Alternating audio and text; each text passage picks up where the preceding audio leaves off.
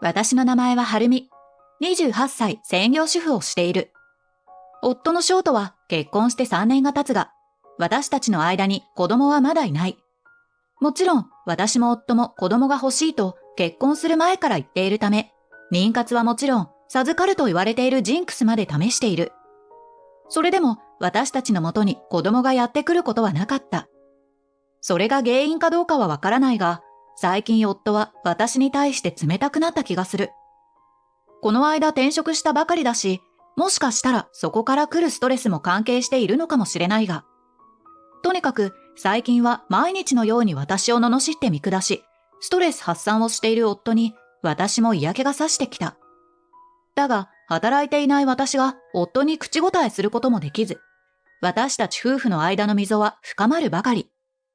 最初こそ妊活に協力的だったが、最近は子作りをする頻度も減ってきた。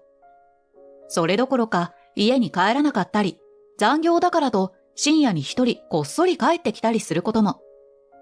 気がつけばそんな生活を3年も続けていたのだ。そんな時、高校時代の友人から久しぶりに会わないかという連絡が。その友人の名前は朝子と言い、都内の大きな病院で看護師をしていた。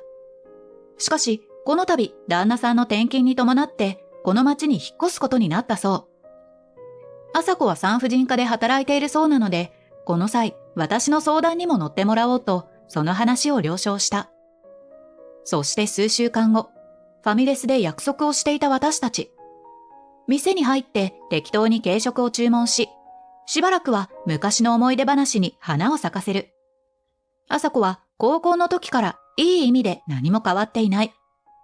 注文したサラダを率先して取り分けたり、私が料理を口にするタイミングで返答をしないといけない会話をしないよう気を配ったり、教室で一人読書をしていた私に自ら声をかけてきてくれたのも朝子で、私にとっては姉のような存在だった。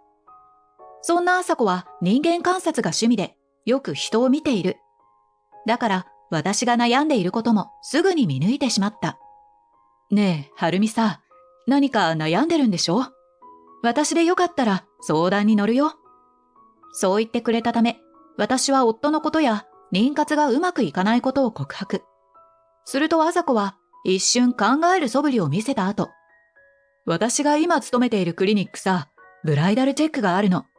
もし気になるなら検査しに来ない？と言ってきた。ブライダルチェックとは、妊娠や出産に関する病気や感染症がないかをチェックするもの。費用は数万と結構高いのだが、万が一病気などが見つかったらいけないと思い、私は検査を受けることにした。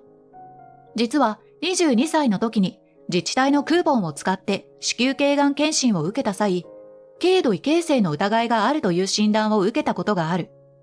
その半年後、再度受診した時は異常なしと言われて、それから放置しており、そのことについても朝子に話すと、だったらなおさら検査受けた方がいいよ、と念押しされた。朝子が言うことは昔から間違いがないし、すぐに考え込んで物事を決めきれない私には、このくらい決断力がある人がそばにいてくれてよかったと思わされた。その日の夜、夫にはうまく説明し、頭を下げて検査費用をもらい病院へ。そして検査から2週間ほど、検査結果がはがきで届き、そこにとんでもないことが書かれていた。なんと、中度異形成から高度異形成の疑いがあるとのこと。これは精密検査を受けないと詳しいことがわからないそうで、同じクリニックで検査を受け、それからさらに2週間後、私は高度異形成であることが確定した。まさか治ったと思っていた子宮頸がんが再発してしまったと、とてもショックを受けたが、夫には包み隠さず言う必要があると思い、このことを告げる。あのさ、私、子宮頸がんなんだって。それを聞いた夫は、しばらく考えるようにうつむいた。そして顔を上げたかと思うと、まるで人事のように。それってやばいやつ？手術とか？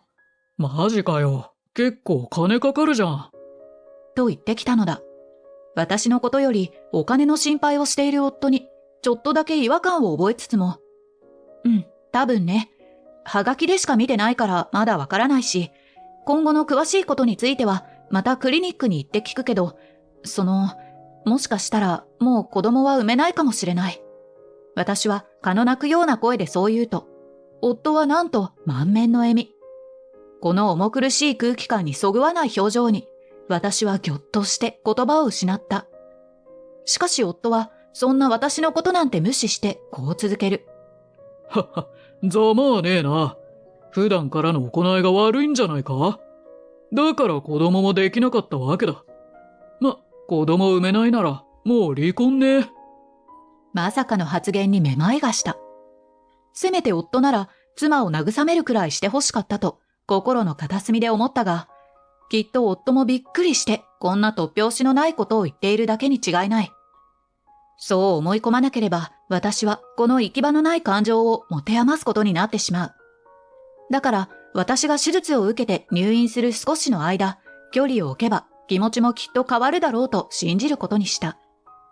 その週末、私は再び朝子と会って、はがきに書いてあった通りのことを話す。私、やっぱり子宮頸がんなんだって。高度異形成の。子宮、取っちゃうのか。なんてことをつぶやくと、朝子は、と漏らした後、とんでもない真実を教えてくれた。その後、クリニックに行くと、やはり朝子と同じ説明を受けて、私は納得。やはり専門家ではない素人が勝手な解釈をして適当なことを言ってはいけないなぁと改めて思わされた瞬間だった。少し離れた場所にある大学病院へ紹介状を持って私は母と産婦人科を受診。手術の説明や手術時は必ず血縁関係のある人に付き添ってもらう必要があると言われたから。実は母も若い頃子宮頸がんを発症し、私を産んだ後に子宮を全摘出した過去があるため、あんたはまだ早くに分かってよかったわよ、と言っていた。それから入院し、手術を受けるまであっという間。全身麻酔だったため、手術がどんな感じだったのかは全くわからないし、術後4時間は起き上がったらダメと言われた。だから麻酔から覚めた後もしばらく動けず、しかも尿道カテーテルのせいで寝返りを打つことすら大変。だから適当にスマホをいじって時間を潰していると、朝子から連絡が来た。ねえ、これって晴美の旦那さんじゃない？隣の人、家族かなんか？送られてきたメッセージとともに添付してある写真を見ると、そこには夫と若い女性が腕を組んで歩いている姿が。女性は見たこともない人で、私よりかなり若い印象。なんとなく、それが夫の浮気であることを悟り、私は少しショックだった。こんな大変な思いをしている妻をよそに浮気か、と。しかし、ここ最近の夫の行動を思い返してみると、あまり不自然なこともない。むしろ納得がいくことばかり。きっと普段私が怒らないし、夫に口答えしないことで、浮気しても許されるとでも思っているのだろう。だから、妻が手術で入院して大変な時でも、むしろそれを利用して白昼堂々浮気。なんだか夫の考えの浅はかさと不用心な部分が露呈し、笑うような場面ではないのに失笑がこぼれた。その翌日、起き上がれるようになり、車椅子で共用スペースに移動して朝子に電話をかける。どうも朝子が言うには、この女性、何度か朝子の勤めるクリニックに来ているとのこと。内容までは教えられないけど、多分旦那さん真っ黒だよ。朝子は確信を持ったかのようにそう言った。それからしばらくして私は無事退院した後、今度は夫に頭を下げることもせず、貯金通帳から更新所に支払うためのお金を下ろし、夫の浮気調査を開始。更新所から連絡が来たのは、それから1週間も経たない頃。やはり朝子の見立て通り、夫はあの若い女性と浮気していたことがはっきりと分かった。浮気相手の女性の名前はルナ。現在22歳の大学4年生で学生モデルをしているほどの美人。知り合ったきっかけは彼女がアルバイトとして働いているお店に夫が飲みに行った時のよう。夫が残業と言って帰りが遅かったのはどうやら彼女に会いに行っていたからだそうだ。彼女と私はまるで正反対。わかりやすく学校の例えで言うと、男女グループで楽しくワイワイしていて、体育祭や文化祭の後、打ち上げでカラオケに行くようなタイプがルナ。一方、休み時間は常に読書で、制服の規則もきっちり守り、体育祭も隅っこで応援しているのが私。夫もどちらかといえばチャラチャラした性格であるため、きっと彼女との相性はいいのだろう。そんな夫が私と結婚したのは、家庭的な女性が好きだから。これは付き合う前にはっきりと言っていたので、よく覚えている。しかし、言い換えてみれば、自分の都合のいいように動いてくれる、妻兼家政婦が欲しいだけだったのだろう。夫の言動に文句をつけず、黙々と家のことをしてくれ、妻としての役割も果たす。そんなお人形が。思い返せば、夫は外で、妻が喜びそうとか、妻のために早く帰るんで、なんてことを言っていた。けど、それはいい夫を演じるための建前に過ぎなかったのだろう。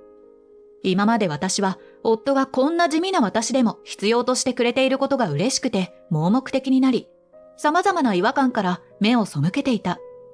だが、こうして客観的な視点から私たち夫婦の形を見てみると、違和感だらけの現実が痛いほどに突き刺さる。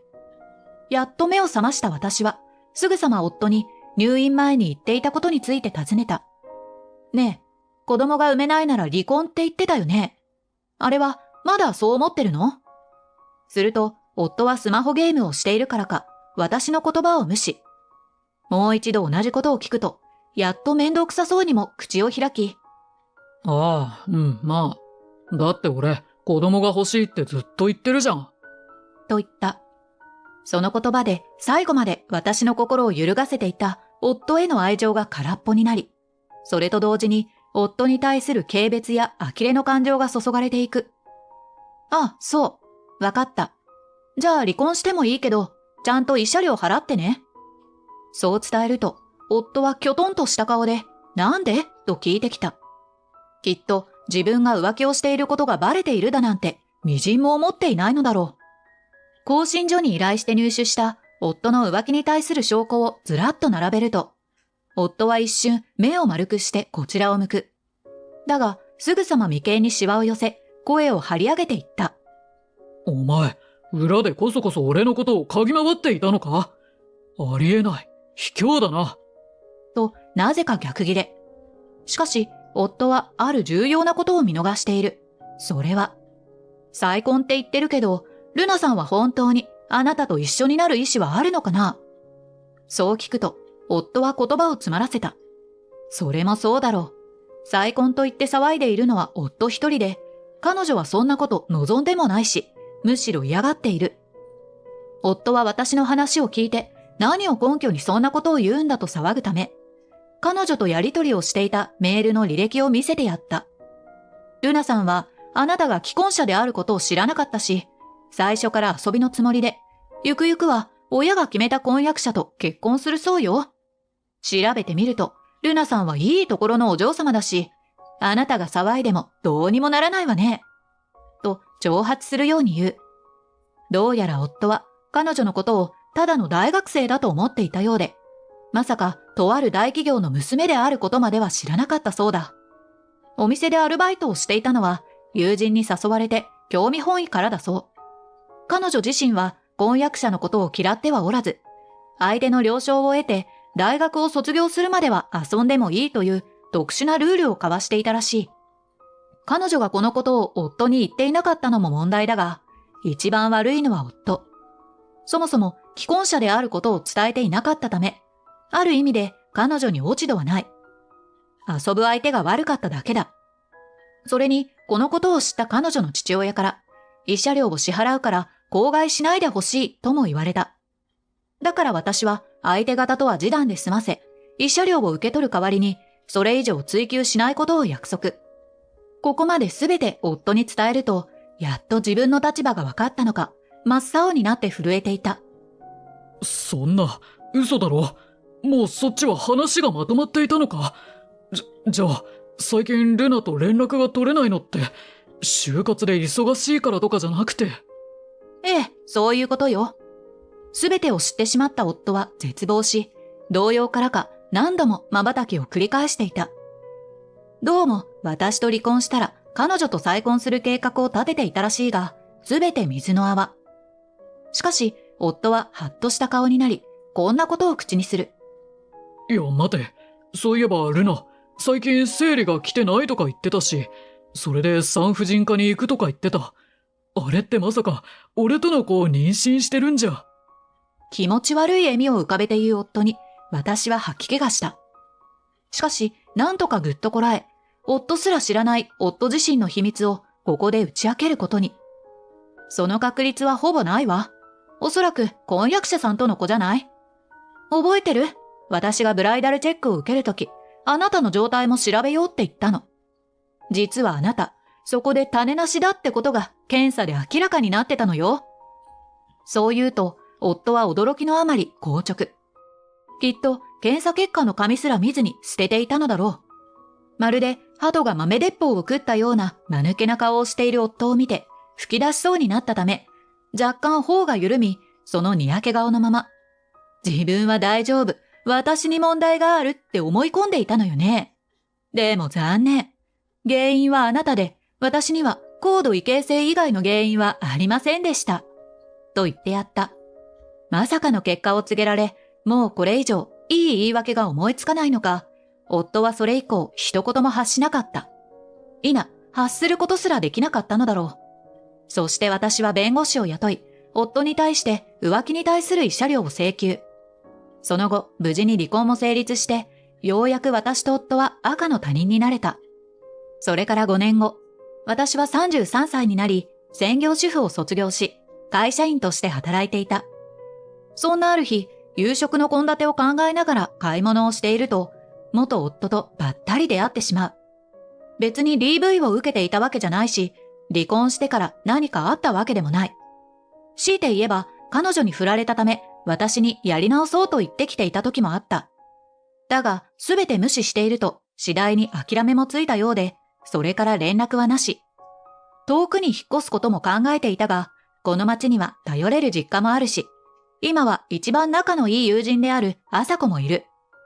だから、元夫と暮らしていたアパートから離れた別のアパートに引っ越して生活をしていた。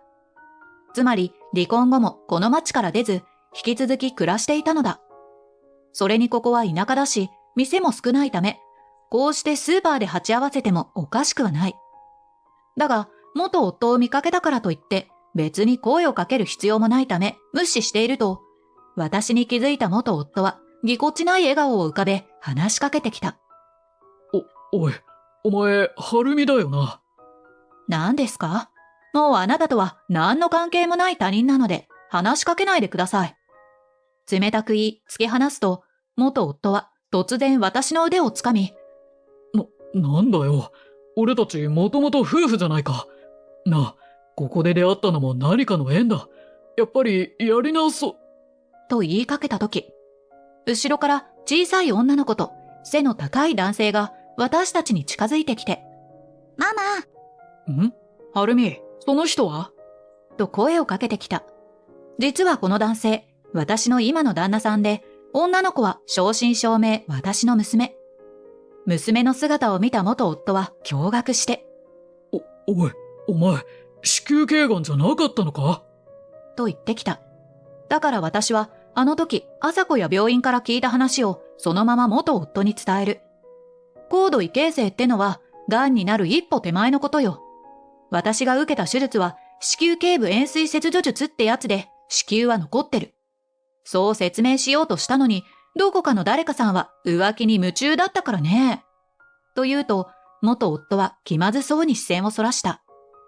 そう、実は子宮頸がんの検診でいう異形成というのは、癌になる前段階で、この時点で発見できれば子宮を残すことも可能だそう。癌になって子宮を全摘出した母が言っていた、早くに分かってよかったというのはこういうことだったのだ。ちなみに私の解釈違いをいち早く訂正してくれたのは朝子。私も朝子の話を聞くまではずっと異形成の診断が癌であると思い込んでいたのだ。本当はこのことを元夫にも打ち明けるつもりだったが、病気の妻のことなんて無視して若い子にうつつを抜かしていた元夫が私に興味を持つわけなんてない。だから私は真実を告げず、元夫と離婚した1年後に今の旦那さんと出会い結婚。つい2年前には娘も出産し、こうして幸せな家庭を築いているというわけだ。頭の回転が速い今の旦那さんは、すぐさま私の腕を掴んでいる相手が浮気をしていた元夫ということを理解し、睨みつける。身長が180センチを超えている今の旦那さんと、平均より小柄な元夫の体格差は誰が見ても明らか。元夫はすぐに尻尾を巻いて逃げていった。その後ろ姿がどうにも間抜けで、私は思わず笑ってしまう。あれ以来元夫は私の前に姿を現さなくなり、連絡も完全に途絶えた。朝子とも普通の友人同士からママ友にもなり、一緒に公園へ出かけたり、お互いの子の誕生日を祝い合ったりと、良好な関係を続けている。元夫が私にしたことは今でも許せないし、許す気も一切ない。でも悪いことをしたら自分に返ってくる。昔から言われているその言葉だが、まさしくそれを体現した元夫は、これを機にしっかり自分の行いについて反省したらいいと思った。